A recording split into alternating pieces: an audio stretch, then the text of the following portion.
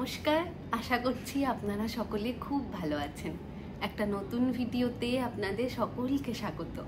আগের দিনের ভিডিওতে তো আপনারা দেখলেনই আমরা পোর্ট ব্লেয়ারে আছি। তো আজকে আমাদের আন্দামানের দ্বিতীয় দিন, এখন সকাল 7:30 মতন বাজছে। তো প্রথমেই সকলকে গুড মর্নিং। এখন আমরা এসেছি হোটেলের ব্রেকফাস্ট এরিয়াটাতে। আমাদের আজকে এখানে কমপ্লিমেন্টারি ব্রেকফাস্ট ছিল, আর তার সময়সীমা ছিল 7:30 থেকে সকাল 9:30 অবধি। তো আমাদেরকে সকালবেলা ড্রাইভার দাদা ফোন করে বলেছেন 8:30টার মধ্যেই রেডি হয়ে থাকতে। তো তাই জন্যেই তাড়াতাড়ি চলে এলাম ব্রেকফাস্ট করতে। এখানে সমস্ত খাবারটাই বুফে সিস্টেমেই ছিল, তাই প্রথমেই নিয়ে নিয়েছি একটু ফ্রুট জুস আর ব্রেড, বাটার, জ্যাম, আর তার সাথে নিয়েছি একটু উপমা, আর এখানে ছিল মেদু বড়া, আর ছিল সিদ্ধ ডিম। তাছাড়াও ছিল পরোটা আর আলুর তরকারি, চা আর কফি, যে যেটা খাবে।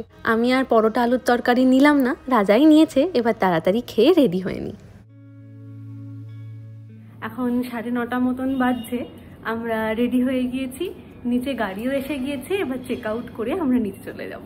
দেখি তোমাকে একবার। বাহ, ও সুন্দর লাগছে। চলুন যাওয়া যাক।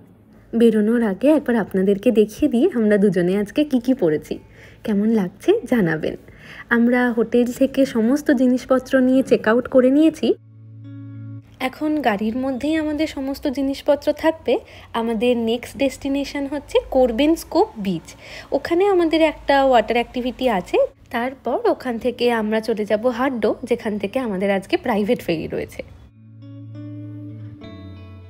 চলে এসেছি আমরা কোরবেনস কোভ বিচে। আমাদের হোটেল থেকে এটা ওই 10 মিনিটের মতন রাস্তা।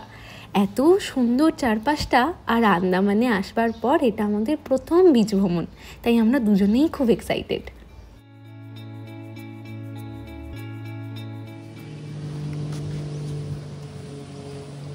অসাধারণ সুন্দর নীল জল একদিকে, দিকটা পুরো বিচ, আর এই যে পাহাড়, ওদিকটাও পাহাড়।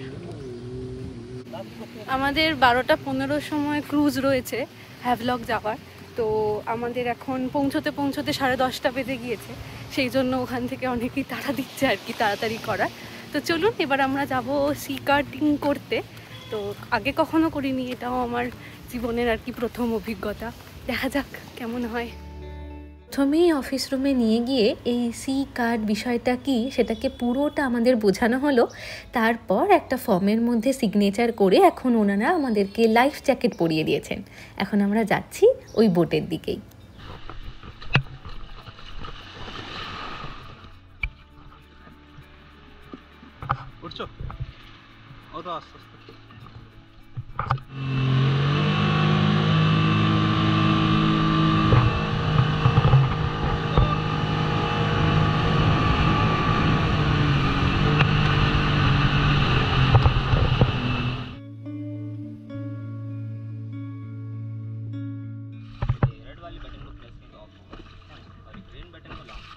এই বিশাল সমুদ্রের মাঝে এরকম একটা বোটে চাপার অভিজ্ঞতা আমাদের দুজনের জন্যই প্রথমবার।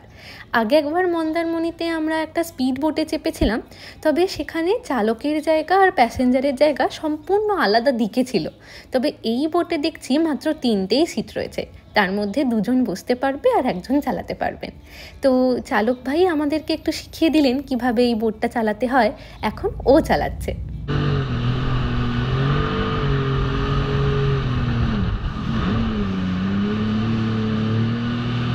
উনি কতগুলো ইনস্ট্রাকশান দিয়ে দিয়েছিলেন, কোন সুইচে অফ হয়, কোন সুইচে অন, কোন সুইচে স্পিড বাড়বে।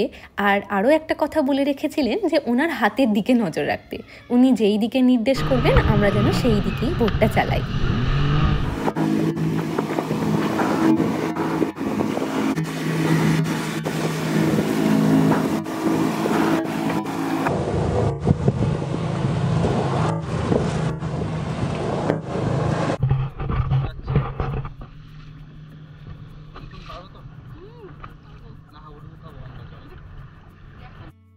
এবার আমার পালা। প্রথম দিকটাতে ভীষণ ভয় লাগছিল, কারণ কোনো দিনও এখনও অবধি গাড়ির স্টিয়ারিংটা অবধি ধরিনি, কিন্তু এত বড় একটা সমুদ্রের মাঝখানে বোটের স্টিয়ারিং ধরে বসে আছি। কিন্তু না জানেন, উনি এত সুন্দর ইনস্ট্রাকশন দিয়েছিলেন যে আমার মতন কিছু না পারা মানুষও সুন্দরভাবে বোট চালিয়ে নিয়েছে।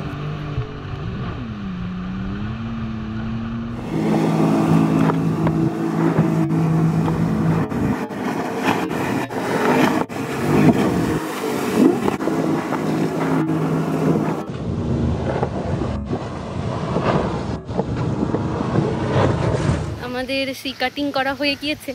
কিরকম লাগলো বলো? খুব সুন্দর এক্সপিরিয়েন্স। দারুণ। আমাদের অনেকক্ষণ চালাতে দিয়েছে, এটাই মজা। হ্যাঁ, আমাদের 40 মিনিট মতন টাইম দিয়েছিল সি কাটিংয়ে। তো তার মধ্যে প্রথমে যে দাদা ছিলেন, যিনি চালাচ্ছিলেন, তো তিনি প্রথমটা একটু চালালেন, তারপর আমাদেরকে শিখিয়ে দিলেন। তো প্রথমে ও চালিয়েছে। তোমার চালিয়ে কেমন লাগলো বলো? দারুণ। তারপরে আমাকে বললেন উনি চালাতে। এবার আমি বলছি ভাইয়া মুঝকো কার চালানো নেই আতা। তো যাই হোক, উনি বললেন যে গাড়ি না চালালেও আপনি এটা চালাতে পারবেন। আর সত্যি অসাধারণ অভিজ্ঞতা, খুব ভালো লাগলো। চলুন কোরবেনস কোভের এই সুন্দর বিচটাকে বিদায় জানিয়ে আমাদের এবার হ্যাভলকে যাওয়ার পালা। জানি না আবার কবে দেখতে পাবো, শুধু এইটুকু বলতে পারি এই সুন্দর বিচটাকে দেখার ইচ্ছা আবার একবার রইল।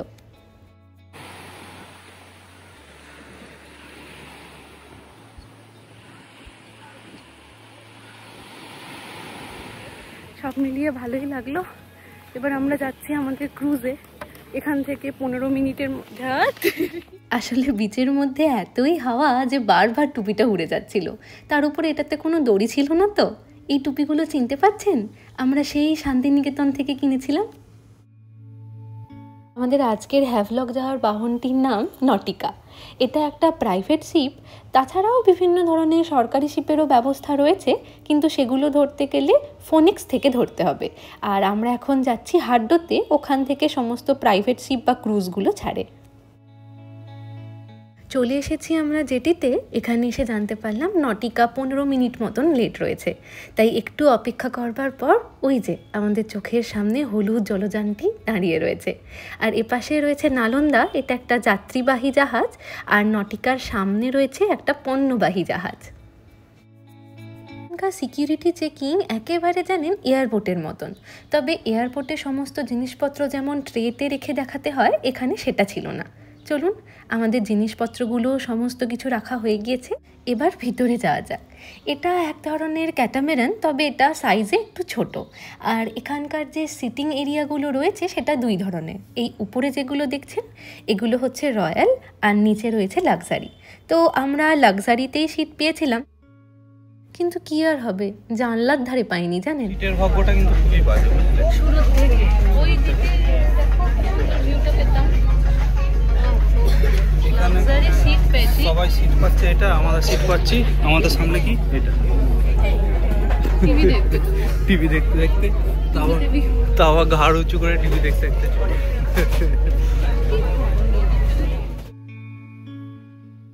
ঘড়িতে এখন 12:30 আর আমাদের ক্রুজও স্টার্ট দিয়ে দিয়েছে। ওই যে দূরে সাদা রঙের যে ক্রুজটা দেখতে পাওয়া যাচ্ছে ওটাই হচ্ছে ম্যাক ক্রুজ।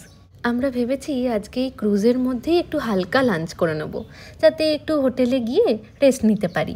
তো সেই জন্যই নিয়ে নিয়েছি একটা চিকেন স্যান্ডউইচ আর একটা ভেজ স্যান্ডউইচ, একটা লাইম সোডা আর একটা ওয়াটারমেলন জুস। সমস্ত ব্যবস্থাটাই প্লেনের মতো জানেন।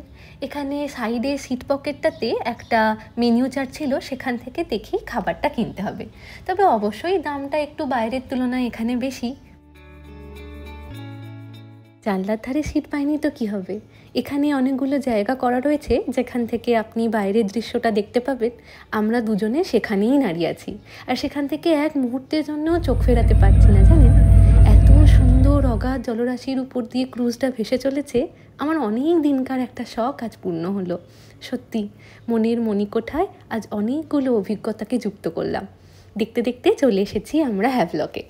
পোর্ট ব্লেয়ার থেকে হ্যাভলকের দূরত্ব 70 কিলোমিটার বা 38 নটিক্যাল মাইল। সেই জন্য সময়টাও লাগে ওই 1 ঘন্টা 40 মিনিট মতন। বাহ, দেখ থেকে বেরিয়েই প্রথম নজরেই স্বরাজদ্বীপের প্রতি ভালোবাসায় পড়ে গেলাম।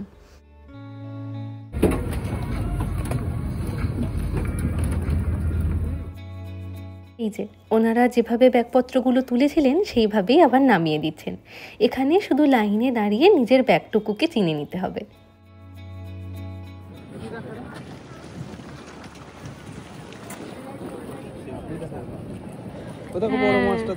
হ্যাঁ, কি স্বচ্ছ জল। এরকম সুন্দর স্বচ্ছ নীল জল শুধু টিভিতেই দেখেছি জানেন। এখন যখন নিজের চোখের সামনে এটাকে দেখতে পাচ্ছি তখন চোখ দুটোকেই যেন বিশ্বাস হচ্ছে না। ক্রুজ থেকে নামবার পর ওই 500 মিটার মতন রাস্তা আমাদেরকে হেঁটে আসতে হলো এই স্ট্যান্ডে পৌঁছানোর জন্য।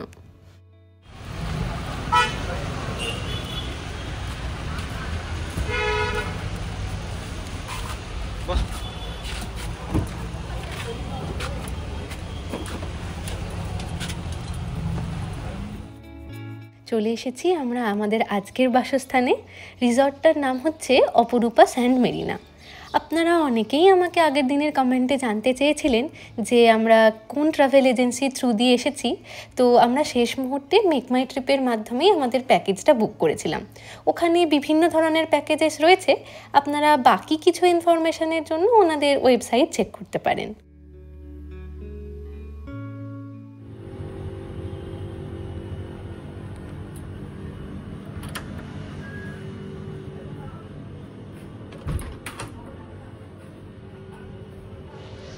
এখানে রয়েছে একটা কাবার্ডের মধ্যে এনারা এক্সট্রা বালিশ দিয়ে দিয়েছেন, আর এই যে বেশ বড় সড়ো একটা কাবার্ড। আমরা এই রিসর্টটাতে 2 দিন থাকবো, তো রুমগুলো এত সুন্দর, আপনাদেরকে তাই ভাবলাম ঘুরিয়ে একবার দেখাই। এখানে রয়েছে ইলেকট্রিক কেটেল, গ্লাস, কফি, চা, জলের বোতল, কাপ, এইসব। এর নিচে রয়েছে ফ্রিজ। সব থেকে ভালো লাগছে রুমের দেওয়ালগুলো দেখুন, কাঠের দেওয়াল, পুরো রুমটাই কাঠের, সুন্দর লাগছে। এদিকে রয়েছে মিরর, আর মিররের সামনে এই জায়গাটাতে কিছু ব্যাগপত্র রাখার জন্য। আমাদের ব্যাগপত্র এখন এখানে রয়েছে, একটু পরে সরিয়ে দেব। এটা হচ্ছে ওয়াশরুম। ওয়াশরুমেও রয়েছে একটা বড় আয়না, হেয়ার ড্রায়ার,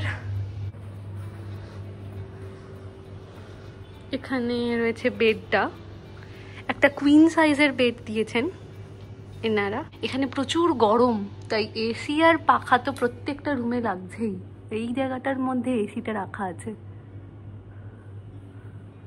ওখানে রয়েছে একটা সোফা। আর একটা জিনিস ভালো লাগলো, আমি কোনো হোটেলে আজ অবধি এই জিনিসটা দেখিনি, এটা খুব দরকার পড়ে, কারণ সুইমিং পুল থেকে আসা হোক বা কোনো জামা কাপড় ভিজে থাকলে শুকাতে দেওয়ার জন্য এই জিনিসটার খুবই দরকার। তো দেখছি এই জিনিসটা রয়েছে। এদিকে রয়েছে টিভি, আর এদিকে রয়েছে ব্যালকনি।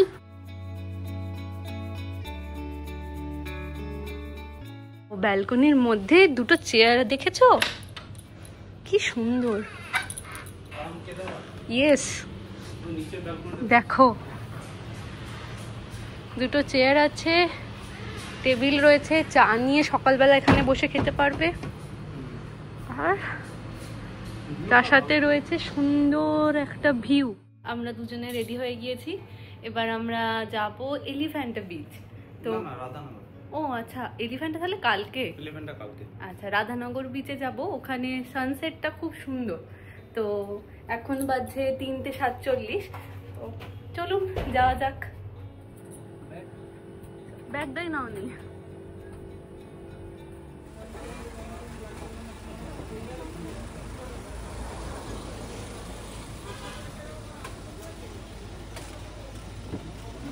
Thank you.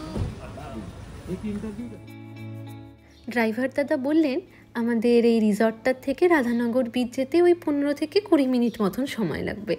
চারপাশে রাস্তাটা দেখুন কি সুন্দর না, শুধু গাছ দিয়ে ঘেরা। আর যেহেতু ধীরে ধীরে বিকেল হয়ে আসছে, তাই আকাশটাও অসাধারণ লাগছে।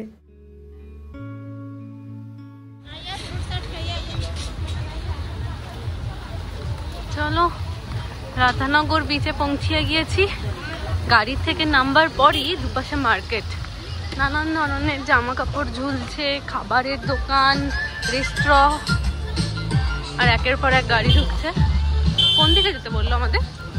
সোজা। এই রাধানগর বিচ হলো গোটা আন্দামানের সব থেকে পরিষ্কার আর সুন্দর বিচ, তাই এটাকে ব্লু ফ্ল্যাগ বিচের নামেও স্বীকৃত করা হয়েছে। আরও একটা জিনিস এখানে হ্যাভলকে আসবার পর জানতে পারলাম, জানেন এখানে এয়ারটেল আর বিএসএনএল নেটওয়ার্ক কানেকশন সব থেকে ভালো। যদি কারোর জিওর কানেকশন থাকে তাহলে সেটা এখানে চলবে না। এটা হচ্ছে রাধানগর বিচ।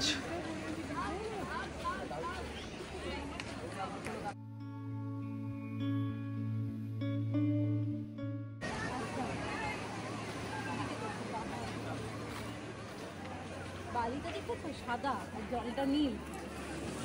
সাদা বালি, জল পুরো নীল। আমাদের দাদা এখন শুট করানোর জন্য ভালো পজিশন খুঁজছে। পাহাড়ের সাথে জল, ওইখানটাতে আমরা যাবো। আমি এখন ভাবছি কখন সমুদ্রে নামবো, এত সুন্দর জল দেখে আমি আর থাকতে পারছি না। আস্তে আস্তে সানসেট শুরু হয়ে গেছে।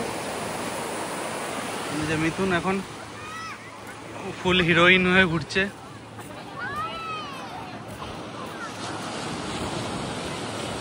চলো জায়গা পেয়ে গেছি।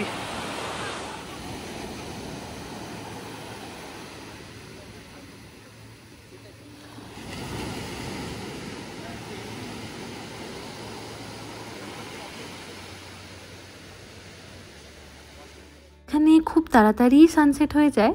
রাধানগর বিচ হচ্ছে সানসেটের জন্য ফেমাস, আর আমরা কালকে সকালে যেখানে যাব কালাপাত্থার বিচ, ওটা হচ্ছে সানরাইজের জন্য ফেমাস। আমরা এখন রাধানগর বিচে আছি। তো প্রথমে এখানে আসবার পর খুব ফটোশ্যুট করার ইচ্ছা ছিল, তো যাকে ভালোই হয়েছে, একজন ফটোগ্রাফার দাদার সাথে পরিচয় হলো। তো এখানে নানান ধরনের প্যাকেজ রয়েছে, তার মধ্যে থেকে যেই প্যাকেজটা আপনাদের পছন্দ সেই রকমই আপনারা সিলেক্ট করতে পারেন। তো আমরাও একটা 25টা ফটোর যে প্যাকেজটা ছিল সেরকম নিলাম। ফটোশ্যুট করা হয়ে গিয়েছে। এবার রাজা অনেকক্ষণ ধরে বলছে ওর জলে নামতে ইচ্ছা হচ্ছে, তো যাবো এখন চেঞ্জিং রুমে। তো চেঞ্জ করে এসে একটু সমুদ্রে স্নান, তারপর আবার ব্যাক করব, একটু চাটা খাবো। এখানে বিচটা খুব সুন্দর, আসলে আর ফেরত যেতে ইচ্ছা হচ্ছে না। এটা হচ্ছে এখানকার লকার রুম। তো এই লকার রুমেই ব্যাগ রাখতে গিয়ে দেখলাম যে আমি হোটেল থেকে আমার সুইমিং স্যুটটাই নিয়ে আসিনি। তাই আমি ওকে বললাম যে আমি সমস্ত জিনিসপত্র নিয়ে বসছি, তুমি গিয়ে স্নানটা করে এসো। ও যাচ্ছে সমুদ্রে স্নান করতে। গাছগুলো কি সুন্দর, দিদিটা একটু ফাঁকা ফাঁকা, ওই দিকের দিকগুলো ভালো হবে। এই বিচে সন্ধ্যের পর থেকে আর কাউকে থাকতে দেওয়া হয় না, সেই জন্যই ওকে বললাম তাড়াতাড়ি স্নানটা করে এসো।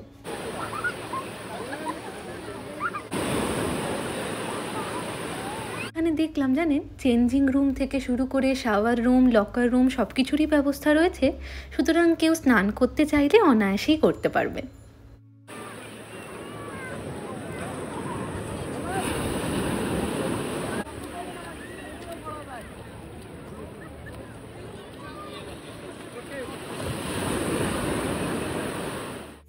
ওকে এরকম সমুদ্রে স্নান করতে দেখে আমারও খুব ইচ্ছা হচ্ছে জানেন, কিন্তু কি আর হবে, একটা ভুলের জন্য আজকে আমি এখানে নামতে পারলাম না।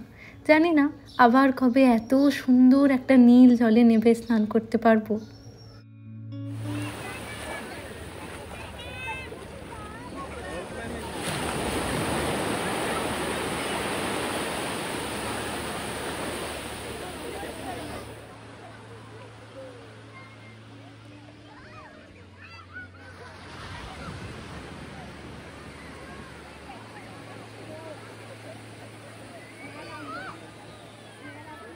সুন্দর। আজকে আমরা সানসেট পেলাম না, এই মেঘটার পিছনে সানসেট হয়ে গেছে, কিন্তু খুব ভালো লাগছে, চান করে খুব সুন্দর লাগলো। মিথুন বেচারা ড্রেস মনে করে নিয়েও জামাটা নিতে ভুলে গেল। দুজনে একসাথে চান করলে খুব সুন্দর লাগতো।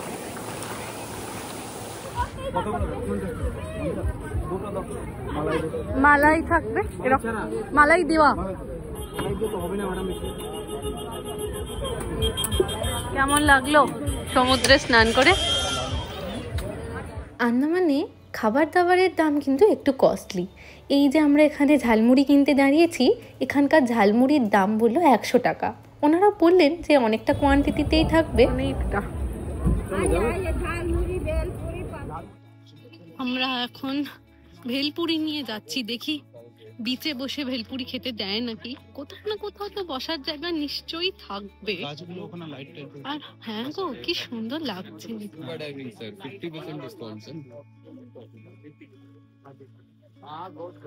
বাহ, সুন্দর ওই জায়গাগুলো, একটা বসার জায়গা নিয়ে।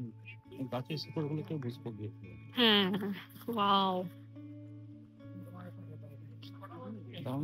দারুণ দারুণ।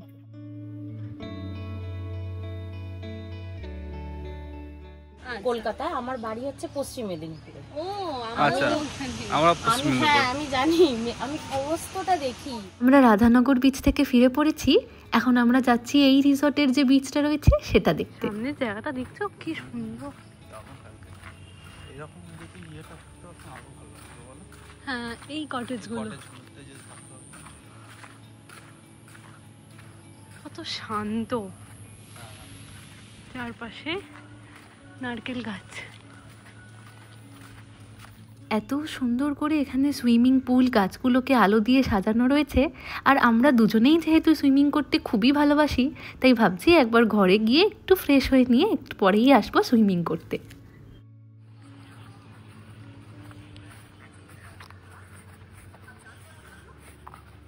দেখো কি সুন্দর ক্যান্ডেল লাইট ডিনারে সাজানো হচ্ছে। এই দেখো আমার ক্যামেরায় দেখো। ও এখানে জল।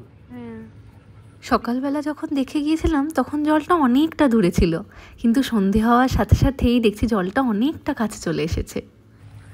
এগুলো কি ম্যানগ্রোভ গাছ?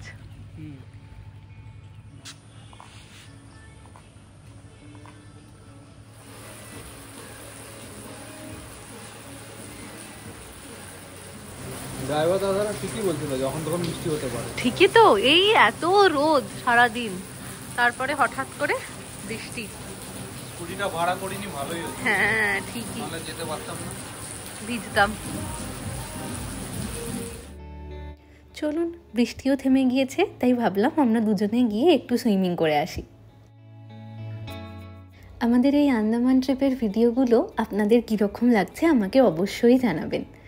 কালকে আমরা সকালবেলা যাচ্ছি এলিফ্যান্টা বিচে, ওখানে আমাদের অনেকগুলো ওয়াটার অ্যাক্টিভিটি করবার প্ল্যানিং রয়েছে। দেখা যাক। আজকের ভিডিওটা তাহলে এখানেই শেষ করছি।